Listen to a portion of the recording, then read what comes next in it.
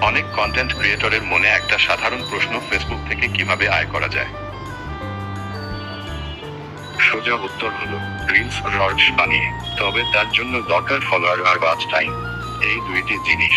কিন্তু শুধু ভিডিও দিলেই তো হবে না, ফেসবুকের মনিটাইজেশন নীতিগুলো মানা বাধ্যতামূলক। আজকে আমরা জানব কিভাবে আপনি ফেসবুক কন্টেন্ট মনিটাইজ করতে পারেন, কিছু কার্যকরী টিপস আর পরামর্শ দিয়ে।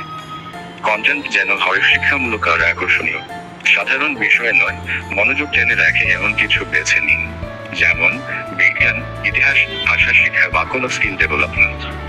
তথ্যবহুল আর ইনভলভিং কন্টেন্ট বেশি মানুষ দেখে শেয়ার করে। ভালো মানের ভিডিও আর অডিও ব্যবহার করুন। ভিডিও ঝাপসা, অডিও ঝিঝি পোকা না, তাহলে তো চলবে না। আপনার কন্টেন্ট যদি ভিডিও ভিত্তিক হয়, তাহলে তা যেন হয় প্রফেশনাল কোয়ালিটির, স্পষ্ট ছবি, পরিষ্কার শব্দ, এটাই দর্শকের রিটেনশন বাড়ায়। ধারাবাহিকতা বজায় রাখুন, একটা পোস্ট করলেন, তারপর বুঝলাম না ভাই, এভাবে হবে না। নিয়মিত কন্টেন্ট দিন, একটা নির্দিষ্ট সময় ধরে, তাহলে দর্শক জানবে এই দিন এই সময়ে নতুন কিছু আসবে।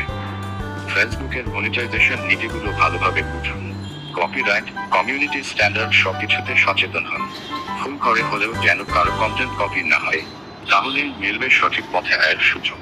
দর্শকদের সঙ্গে সংযোগ রাখুন, তারা কমেন্ট করলে রিপ্লাই দিন।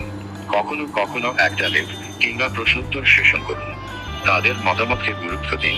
ভক্তদের সঙ্গে সম্পর্ক গড়লে তারা কিন্তু পরবর্তী কন্টেন্টেও ফিরে আসে। মনিটাইজেশনের বিভিন্ন অপশন জানুন। ফেসবুক এখন আয় করার নানা রাস্তা দিয়েছে, চলুন এক ঝলকে দেখে নিন। স্ট্রিং অ্যাডস, ভিডিওর মধ্যে বিজ্ঞাপন দেখে আয়। স্টার্স, ভক্তরা আপনাকে স্টার পাঠিয়ে সাপোর্ট করতে পারে। সাবস্ক্রিপশনস, চালু করে এক্সক্লুসিভ কন্টেন্ট দিতে পারেন।